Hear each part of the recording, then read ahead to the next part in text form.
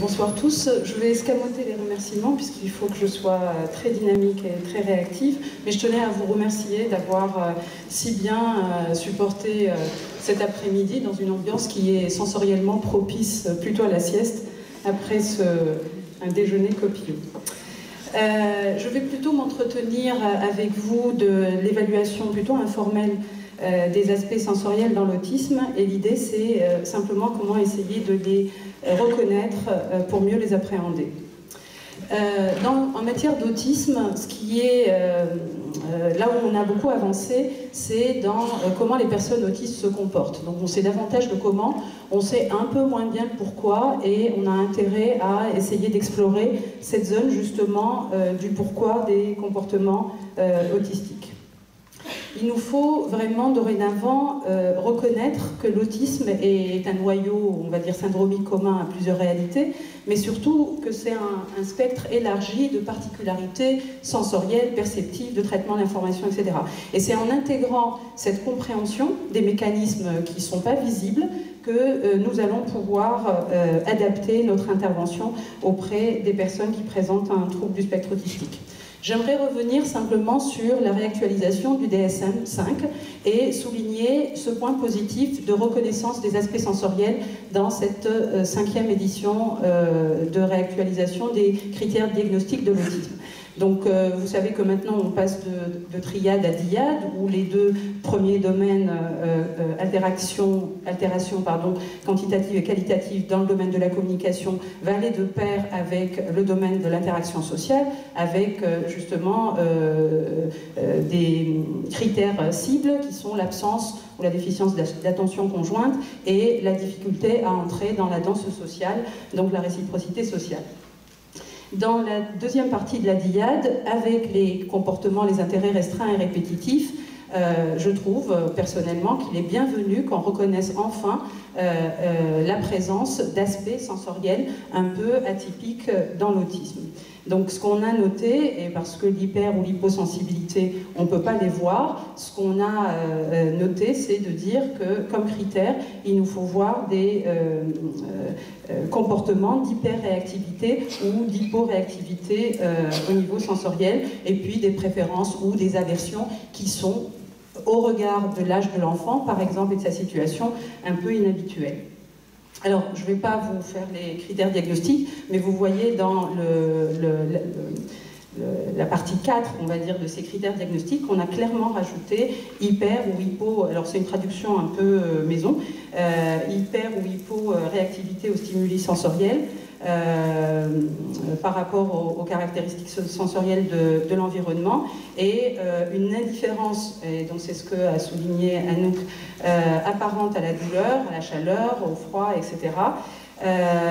Que ces personnes peuvent avoir des réactions de rejet à l'égard de certaines manifestations tactiles, etc.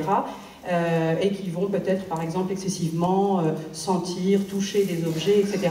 Ou alors, dans certains cas, ça c'est pas mentionné, mais dans certains cas, refuser d'approcher ce type d'objet.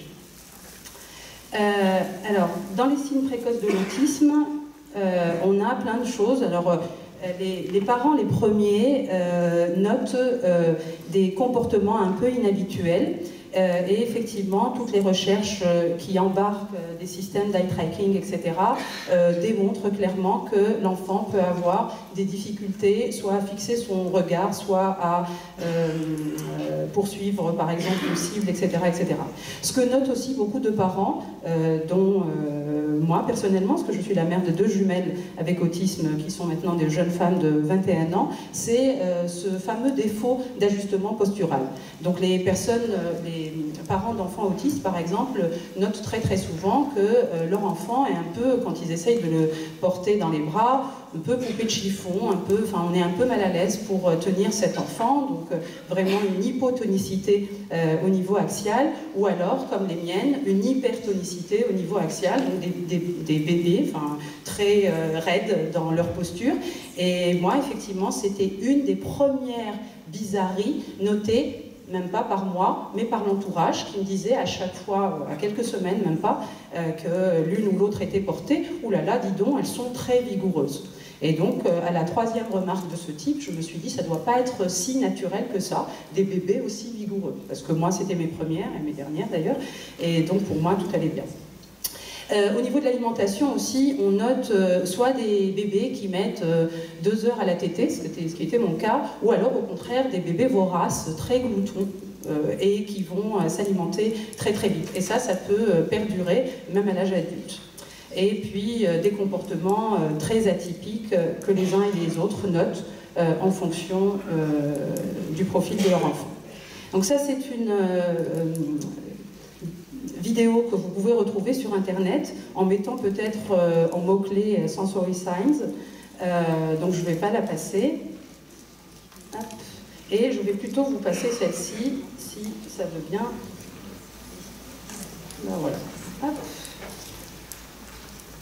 Bon. Donc, je vais essayer de juste faire une vidéo. Alors que dans les essais, ça a super bien fonctionné.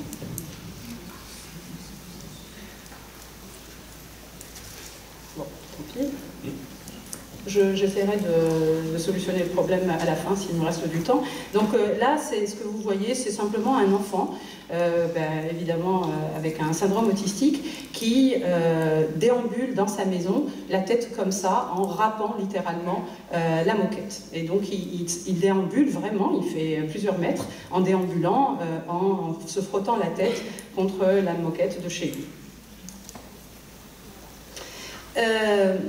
Je reprends cette image fabuleuse et 1000 fois utilisée de l'iceberg pour vous dire que, effectivement, et en matière d'aspect sensoriel, on a intérêt à toujours questionner justement ces mécanismes sous-jacents. On a les comportements et les réactions socio-émotionnelles qu'on observe chez les individus qui présentent de l'autisme, et on devrait systématiquement convoquer les fondamentaux de l'autisme. Et parmi ces fondamentaux, donc avec la cécité contextuelle, hypersélectivité, manque de théorie de l'esprit ou intuition mentale et difficultés dans le fonctionnement exécutif, on devrait prioritairement vraiment convoquer un autre cadre de référence et qui est celui des aspects sensoriels. Donc comment la personne perçoit son environnement, comment elle traite cette information perçue, c'est ce qui peut-être nous donnera des clés pour mieux l'accompagner ou savoir quoi lui proposer au juste. Alors voilà des images, simplement, peut-être de choses ou d'autres qui vont vous parler. Donc des personnes qui ont des comportements complètement habituels, lécher des surfaces comme ça, plus ou moins rugueuses, enfin peu importe. Des enfants qui vont préférentiellement utiliser les objets pas pour ce qu'ils représentent. Une voiturette, c'est la représentation d'une vraie voiture, et un enfant, en tout cas de cet âge-là, est tout à fait capable de la mettre en scène, etc. Nos enfants autistes ont tendance davantage à utiliser l'aspect sensoriel de l'objet. Donc très très souvent, ce sont des voiturettes qu'ils vont essayer de cogner, ou la petite roue de la voiture qu'il va essayer de faire tourner, etc. etc. Mais c'est également pareil pour une dinette. Mes enfants, par exemple, les deux, et essentiellement Nivine, pouvaient prendre la dinette et la mordiller, la cogner, enfin bon, et c'était pas un usage de jeu symbolique comme on trouve dans le développement normal. Voilà donc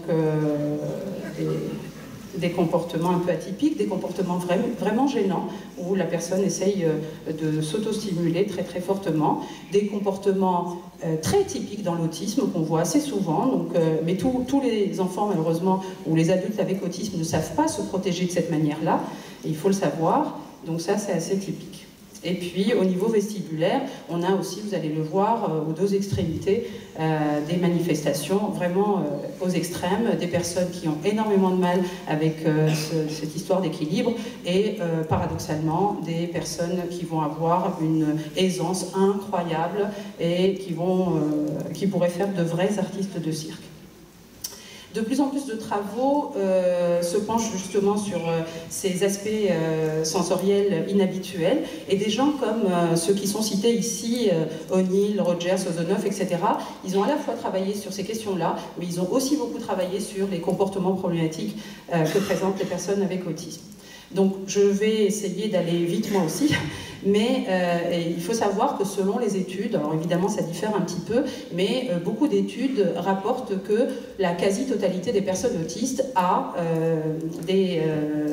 présente en tout cas des particularités de nature sensorielle. Donc pas forcément, il ne faut pas les voir systématiquement en termes de difficultés, bien que ça handicape très très souvent ces personnes, mais parfois ce sont des particularités et si on sait en tirer parti, ça peut devenir vraiment des points très très très forts chez ces personnes avec autisme.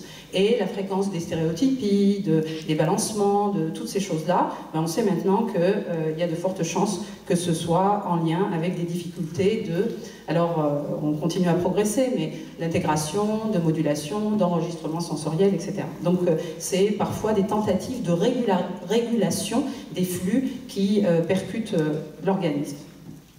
Là aussi, selon certaines études, au moins 3/4 des personnes présentant un trouble du spectre autistique ont des différences sensorielles très importantes, mais il faut savoir que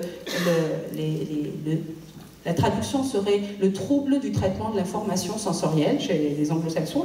Ça ne toucherait pas que les personnes autistes, ça toucherait dans une population générale, par exemple, de 5 à 10% des personnes. Ça touche évidemment davantage les enfants. On connaît beaucoup, en bas âge, des enfants qui ont toutes sortes d'aversions ou toutes sortes de préférences complètement bizarroïdes, mais ça va toucher davantage des populations qui ont une pathologie, comme par exemple les personnes qui présentent un trouble déficitaire de l'attention ou d'autres troubles. Mais ça touche davantage encore les personnes autistes. Et ce qu'il faut savoir, c'est que chacun a son profil sensoriel. Dans cette salle-là, il y a autant de profils sensoriels que de personnes. C'est un peu comme une espèce d'empreinte. Et donc, ça pourrait être intéressant de connaître justement son profil sensoriel. Tous les aspects, mais vraiment tous les aspects, et on n'a pas fini d'en découvrir de nouveaux, les aspects sensoriels sont concernés, donc l'aspect auditif, sensibilité particulière à certains sons, des expériences au niveau tactile qui sont elles aussi très très particulières, des aversions pour des choses du quotidien, ou au contraire des préférences exacerbées pour certains goûts, y compris pour des choses non alimentaires. On a beaucoup de syndrome PICA, d'ingestion de choses non comestibles dans l'autisme, ou des textures d'aliments. Il y a beaucoup de personnes autistes qui mangent en fonction de la texture des aliments. Donc vous avez ceux qui ont des préférences pour tout ce qui est croquant, etc., biscottes, des choses panées, etc., etc. Céréales, pas imbibées de lait, surtout pas, etc., etc. Et puis vous avez les autres qui vont préférer plutôt des matières molles, toutes douces, etc., et qui sont perçues par ces personnes, si je reprends un peu leurs termes, comme des aliments réconfortants, des pâtes, la mie de pain et des choses comme ça. Des préférences ou des aversions pour certaines odeurs, et là aussi il y a toute une palette, une gamme de comportements, de celui qui va se jeter... Pardon ? De celui qui va se jeter sur les personnes pour aller renifler sous l'aisselle, histoire de reconnaître qui est cette personne que je ne reconnais pas parce que j'ai une prosopagnosie, à des personnes qui vont vraiment refuser en bloc, par exemple, une assiette qu'on leur présente. Et nous, quand on n'est pas sensibilisé à cette question de, par exemple, hypersensibilité sensorielle au niveau olfactif, alors un adulte, et ça c'est vécu, c'est dans mes supervisions que je vois tout ça, un adulte qui repousse une assiette, une éducatrice qui lui dit « mais au moins goûte un peu », il ne parle pas, il remet à distance l'assiette, et une autre éducatrice qui lui dit « fiche-lui un peu la paix, il mangera plus tard ou il se rattrapera de toute façon ». Et là, il lui court derrière, il reprend l'assiette assez brutalement et il commence à manger. Et quand on essaie d'observer cette personne en milieu ordinaire, etc., on réalise qu'elle est très dérangée par des odeurs fortes. Et par exemple, une assiette d'aliments chauds, enfin une assiette d'un plat chaud, peut être très incommodante. Et donc la personne attend simplement que la chose refroidisse. Et ça, c'est des choses vraiment très qu'on rencontre dans le quotidien quand on travaille dans des foyers d'accueil médicalisé, des MAS ou des IME, etc., etc. Ce qu'il faudrait retenir, et je vais vous montrer un petit peu des exemples, et j'espère que ce coup-ci ça va marcher, ce qu'il faut retenir, c'est qu'on note beaucoup chez les personnes autistes de l'hypo ou de l'hypersensibilité. Alors c'est pas aussi simple, hein, parce que certaines personnes peuvent présenter les deux registres, ça dépend aussi des modalités. Dans certaines modalités, une même personne peut être hyposensible, et dans une autre modalité, elle peut être hypersensible. Ça dépend aussi des moments. À certains moments, cette même personne qui a un profil dominant d'hyposensibilité va à d'autres moments être hypersensible, etc. Au niveau de l'équilibre, s'il nous reste un petit peu de temps, je pourrais vous faire un exercice, à quelqu'un qui se porterait volontaire l'exercice.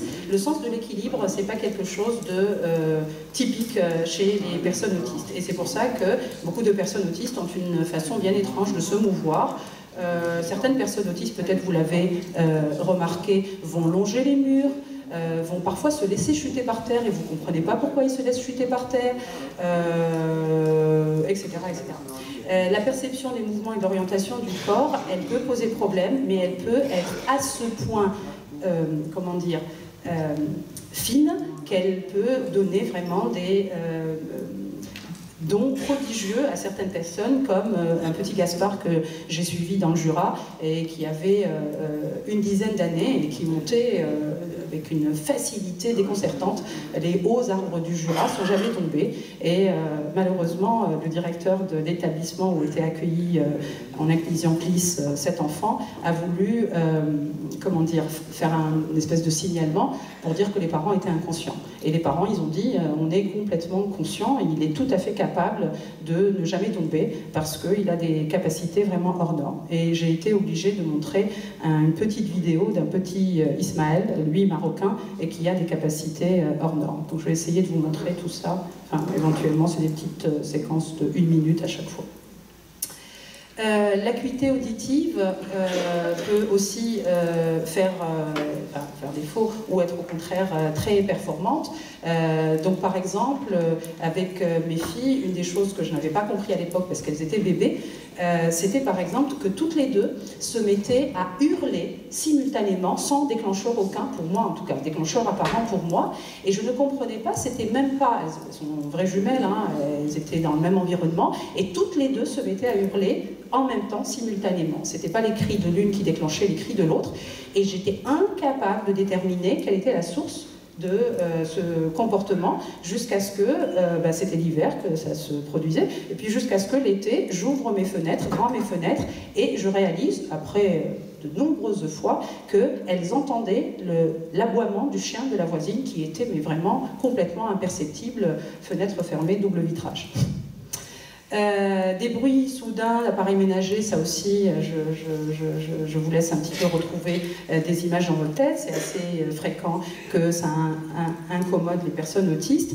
Des effleurements insupportables, et ça on ne le dit pas suffisamment aux parents qui pensent que leur enfant ne les aime pas. Moi, il a fallu vraiment devenir un individu prévisible pour mes enfants, et vraiment, par chance pour moi, Adela avait un autisme moyen, léger, elle m'a réellement, mais parce que j'ai mis du temps à essayer d'observer ça et de l'apprivoiser, c'est vraiment le mot, elle m'a appris à la câliner parce que les effleurements étaient complètement insupportables pour elle, alors que les pressions franches et profondes qui font appel à un autre système, là le système proprioceptif, c'était quelque chose de plus simple pour elle. Donc j'ai appris à embrasser différemment, à câliner différemment, etc., etc., à mon grand bonheur, parce que il y a vraiment de l'attachement chez les enfants qui présentent de l'autisme.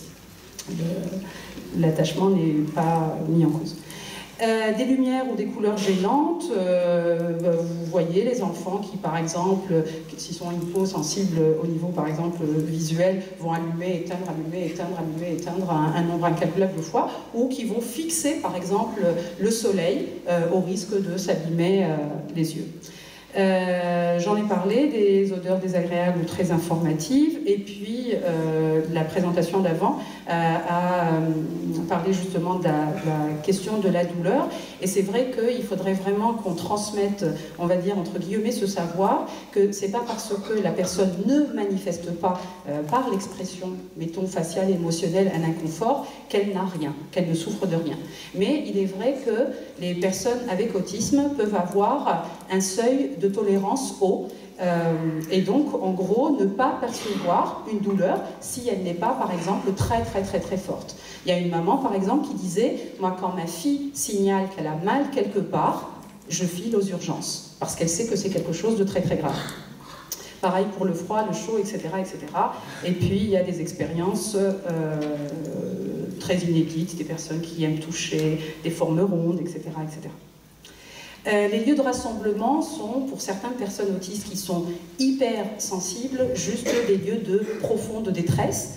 Donc il faut vraiment essayer d'être réaliste quand on travaille ou quand on assiste des personnes autistes, que de la même façon qu'une personne IMC ne pourra pas arpenter les escaliers et l'environnement urbain tel qu'il est malheureusement mal conçu, les personnes autistes peuvent ne pas pouvoir supporter des ambiances sensorielles très éprouvantes. Et il faut vraiment, c'est un principe de réalité, se dire que si je veux l'emmener dans un centre commercial, peut-être que je serais un peu inspirée d'aller demander à la caissière à quel moment il y a le moins d'affluence. Et je vous assure que les caissières sont super sympas. Elles vont vous dire mardi de 11h à midi. Et elle va vous montrer son tableau avec du vert, mardi de 11h à midi, parce qu'elle connaît son coin, elle connaît son magasin, etc., etc. Les fêtes foraines, c'est juste quelque chose qui est complètement impossible, par exemple pour moi avec Nivine, où j'étais intervenue dans un établissement où ils emmenaient un petit Hugo.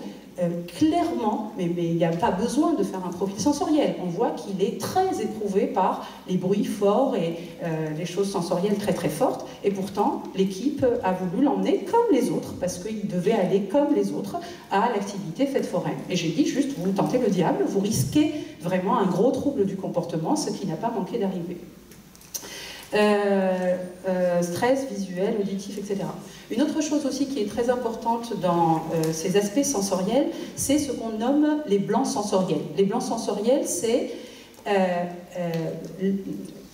la difficulté de savoir d'où émane l'inconfort. Où est la source de l'inconfort? C'est-à-dire que je sens que j'ai mal quelque part, ou je me sens inconfortable, mais je n'ai aucune idée d'où provient cette stimulation sensorielle. Et donc vous pouvez avoir par exemple des personnes qui ont des douleurs atroces, par exemple au ventre, et qui vont se cogner la tête. Et donc vous allez dire, ou qui vont se cogner par exemple la joue. Et vous allez peut-être dire, peut-être qu'il a mal, alors essayons de voir ses dents.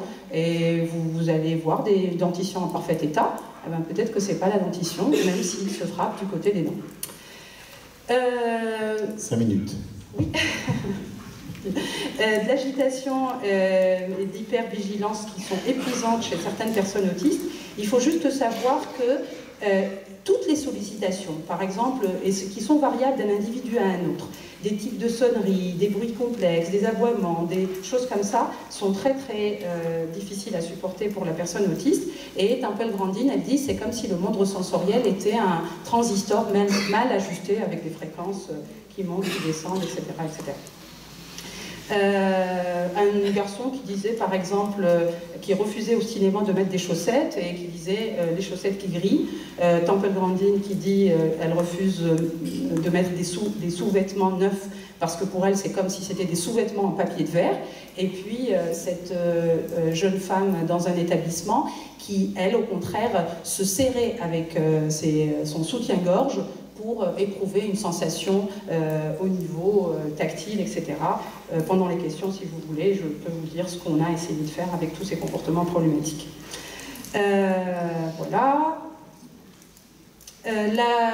L'utilisation de la vision périphérique chez les personnes autistes, Elle répond à plein de choses qui seraient un petit peu long de vous développer ici, notamment la vision hyper détaillée, etc. Mais elle répond aussi à il y a une autre explication à cet état de fait, c'est que beaucoup de personnes autistes disent qu'elles ont du mal à mobiliser la modalité auditive et la modalité visuelle en même temps, et que parfois elles vont préférer vous écouter en vous regardant de façon périphérique plutôt que d'avoir à vous regarder en même temps qu'elle vous écoute. Donc assurez-vous que la personne vous écoute, pas forcément qu'elle vous regarde. Parce qu'on est ainsi câblé qu'on reproduit ce qu'on nous a dit, écoute-moi quand je te parle, c'est pas forcément une bonne idée quand on travaille avec des personnes autistes. Des problèmes en lien avec l'équilibre et puis des problèmes en lien avec le système proprioceptif. Dans la population ordinaire, on peut trouver des enfants, par exemple, qui n'ont pas d'autisme et qui vont faire, vous voyez un peu ce que je fais, mon doigt, qui vont appuyer comme ça très très fort avec le revers de leurs mains. Et en gros, c'est un peu comme pour se recalibrer, pour mieux sentir leurs articulations, etc. En fait, le système proprioceptif, c'est ce qui vous permet, c'est ce qui me permet là de savoir exactement, quand je vais arrêter ma main, où se trouve ma main dans l'espace. Donc les articulations, les tensions musculaires, etc., etc. Des personnes autistes peuvent avoir des distorsions dans ces sensations et elles ne vont pas faire des choses aussi fines que ça, elles vont peut-être complètement se tordre les membres de leur corps, etc., jusqu'à parfois se provoquer des luxations, etc. Et puis, je vais passer sur ça, la synesthésie, la prosopagnosie, difficulté de reconnaître les visages, par exemple. Voilà. Alors, je vous ai dit qu'il fallait simplement se dire que ça a touché toutes les modalités et qu'on pouvait avoir de l'hyposensibilité d'un côté et de l'hypersensibilité de l'autre, qu'on pouvait avoir un profil inconsistant passant de l'un à l'autre, qu'on pouvait avoir toutes sortes de choses, de distorsions sensorielles, etc., etc. Ça touche tous les systèmes sensoriels, donc les 5 sens, mais il y a d'autres sens cachés, il n'y a pas que cela, vestibulaire, proprioceptif, nociceptif, etc. Il paraît qu'on n'a pas fini de les découvrir tous.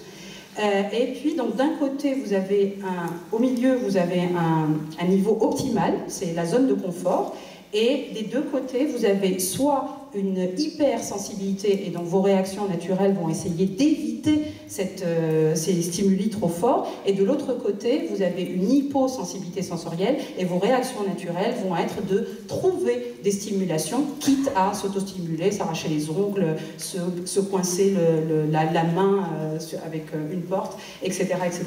Donna Williams disait que le pire du pire du pire, c'était de passer d'absence de sensation, une sorte d'anesthésie, on va dire, générale, à surcharge sensorielle. Elle dit, les rares moments où je suis comme vous, là, au milieu, quel confort. Je sais ce que signifie que d'être non handicapé. Une réaction typique, vous voulez voir? Oui. Donc de 6h du matin à 20h30 le soir, on est, nous, si nous n'avons pas de problème de traitement de l'information sensorielle, dans une zone de confort comme ça. Donc là, il est 5h, vous êtes au plus bas, hein, c'est pas de chance pour moi. Et je ne l'ai pas fait vraiment exprès. Et donc, le matin, vos sens ne sont pas aiguisés, ça commence à s'aiguiser, ça descend après dans l'après-midi, ça va remonter tout à l'heure, vous allez voir dès qu'on va vous lâcher. Vous augmentez encore la difficulté pour Olivier Masson, c'est pas sympa. Vous voulez voir une réaction élevée de quelqu'un qui est surstimulé, qui est hypersensible aux stimulations, aux stimuli du quotidien. Voilà ce que ça peut donner. Évidemment, c'est un peu caricatural, mais j'ai pris justement les aspects les plus caricatureux de la question. Donc, il y a de rares moments où il est dans la zone de confort. Tout le reste du temps, il est en hyper-excitabilité. Et puis, une réponse faible, c'est pas non plus confortable.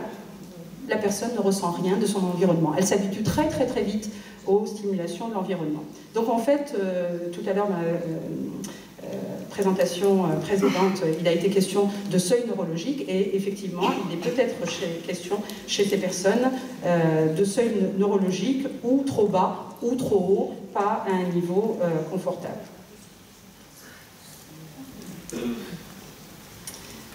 Ah ben, ce coup-ci, ça fonctionne, sauf que le son...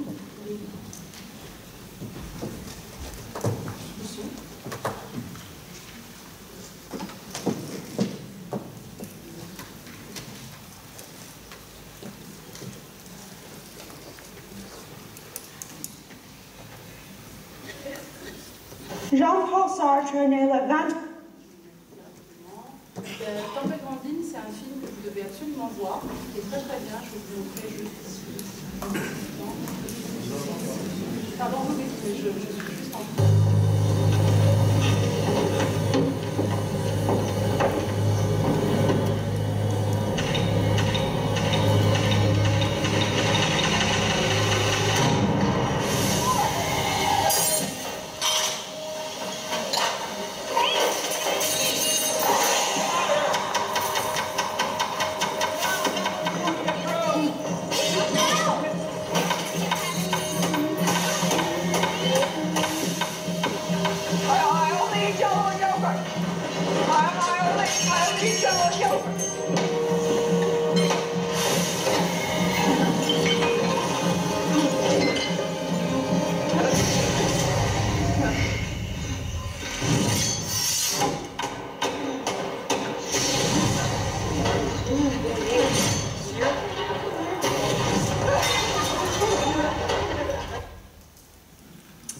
Il y a une autre vidéo que vous pouvez trouver sur internet qui est très très très bien, c'est une fiction avec un petit dessin animé, donc si vous notez ça, vous la retrouverez. Donc, je vais essayer de la passer. Alors que peut-on faire? Et j'ai bientôt fini. Donc l'idée c'est vraiment d'essayer de faire le lien entre leurs problèmes sensoriels et leurs difficultés d'apprentissage par exemple. Entre leurs problèmes sensoriels et leurs difficultés au niveau émotionnel. Si par exemple une personne autiste a une perception détaillée et hors contexte, il se peut qu'un battement cardiaque, combien même il est en lien avec une émotion heureuse, par exemple contente de voir quelqu'un, etc., peut être perçu non seulement isolément, mais de façon amplifiée, très exagérée. Et donc la personne chez qui cette émotion s'est produite par réaction réflexe va avoir peur de cette réaction parce qu'elle va isoler ce battement cardiaque et le relier à un autre événement où son cœur a pu battre aussi fort et donc penser qu'elle est menacée par quelque chose et qu'elle a peur de quelque chose. Donc c'est pour ça que parfois on est très étonné de voir des personnes rire de façon un peu excitée et l'instant après être dans des situations complètement incroyables, hors contrôle, etc. Donc l'idée c'est de comprendre le monde dans lequel ils vivent et on a vraiment beaucoup d'efforts à faire là-dessus et l'idée c'est vraiment de se dire qu'il y a besoin, en tout cas pour les accompagnateurs, parents, professionnels, etc., il y a besoin de veiller jalousement à leur niveau d'énergie et ne pas le dilapider en ne prenant pas suffisamment soin de l'environnement, des activités qu'on propose, etc., etc. Parce que les choses sensorielles, c'est ce qu'il y a de plus énergivore. Donc vous n'avez pas l'impression que le midi, il est en train de traiter plein de choses et que plus tard, après le repas de midi où il a été épuisé par les choses sensorielles, eh ben, il n'y a pas idée de lui demander de faire un effort d'ordre cognitif ou de régulation émotionnelle ou ce que vous voulez. Donc l'idée c'est vraiment de ne pas dépasser leur seuil de tolérance sensorielle et de constamment ajuster les demandes et les attentes, etc. Toujours ajuster notre niveau d'accompagnement, ça ne veut pas dire qu'on ne va pas leur faire des exigences. Dans la vie, chacun de nous fait face à des exigences que lui font les autres. Donc on peut faire des exigences à la personne, mais au regard de ses capacités, difficultés, particularités, etc. C'est vraiment tout l'art de l'accompagnement, c'est d'ajuster le niveau d'accompagnement et d'exigence aux réelles capacités des personnes. Et ça passe par quoi? Donc là c'est justement Adela, qui avait de très graves troubles du comportement quand elle était vraiment très jeune, à 5-6 ans, etc. Et qui, dès lors qu'on lui a aménagé les choses, ici c'est très simple, un casque de chantier, le contexte, je vous le dis brièvement, elle est dans une voiture de train où il y a plein d'enfants très bruyants qui bougent dans tous les sens, etc. Et elle, c'est sûrement pas le moment où on va lui demander d'interagir avec les autres enfants, parce que c'est juste mission impossible. Donc l'idée c'est, protéger, 2, rediriger vers quelque chose de fonctionnel pour que cet environnement sensoriel soit un petit peu mieux toléré. Et là, elle est en train de colorier des mandalas et le voyage se passe impeccablement bien. Comment peut-on faire en dressant des profils sensoriels, même informels? Donc on peut passer par des outils d'évaluation comme il a été montré, etc. Mais on peut simplement recueillir des données, par exemple chez les proches, chez ceux qui connaissent le mieux cette personne, et puis par l'observation, etc. Et toujours face à un comportement problématique, évoquer le cadre de référence qui est le traitement de l'information sensorielle. Et donc l'idée, par exemple, d'un profil sensoriel fait avec un outil formel, c'est de déterminer comment les seuils neurologiques vont affecter les réactions comportementales de l'individu et vont freiner ou au contraire encourager ses performances fonctionnelles. Et on ne fait pas une évaluation pour le plaisir de faire une évaluation, évidemment c'est pour ajuster l'intervention avec les deux dimensions que vous connaissez, la dimension prévention qui est très très importante et la dimension gestion des choses du quotidien. Donc je vais arrêter là. Juste simplement vous dire que au milieu, c'est nous autres. Certains d'entre nous sont hypo, d'autres sont hyper, mais toujours dans des proportions raisonnables. Et sur les côtés, c'est ceux qui présentent des difficultés du traitement de l'information sensorielle. Winnie Dunn a développé des outils qu'on peut trouver d'ailleurs au CRA de Bordeaux. Donc demandez les outils, avoir les outils, ils sont très très intéressants et pas très très compliqués à faire passer. Et puis vous avez le profil sensoriel d'Olga Bogdachina qui peut aussi aider à dresser des profils sensoriels. Contribution des proches, je vais essayer. Là c'est... Pardon. Désolée. Là c'est juste Monsieur Gallardo qui est le père de Maria. Ça vous parle, Maria et moi, le voyage de Maria? Non, personne n'a vu ce... Il y a une BD, un film, enfin bon, c'est très très bien fait. Donc lui, il est capable de dire un peu, c'est en quelque sorte un petit profil informel, ce que sa fille aime ou n'aime pas. Ce que Maria n'aime pas, le sol qui tremble, problème vestibulaire. Les hauteurs comme l'Everest, on est aussi dans ce problème-là. Ni monter dans une voiture. Il y a, vous voyez, les choses sensorielles qui peuvent défiler, et puis on peut aussi tanguer dans une voiture. Elle n'aime pas non plus qu'on la serre très fort. Elle n'aime pas que l'eau de la douche soit trop fraîche.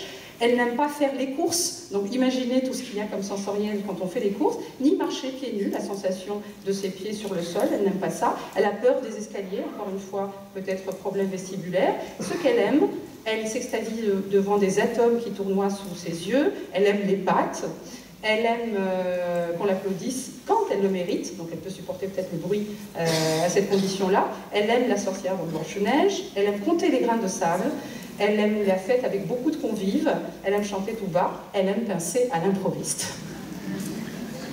Parce que ça fait une chose sensorielle très intéressante. Surtout continuer à lire, à s'instruire auprès des personnes qui présentent de l'autisme. Et pour finir, juste un message d'Adela. Je lui ai dit ce que j'allais faire aujourd'hui. Je lui ai dit, qu'est-ce que tu voudrais que je dise à l'assistance? Voilà ce qu'elle m'a dit. Ce n'est pas parce que mes difficultés se voient moins que je n'en ai plus. Et donc je vous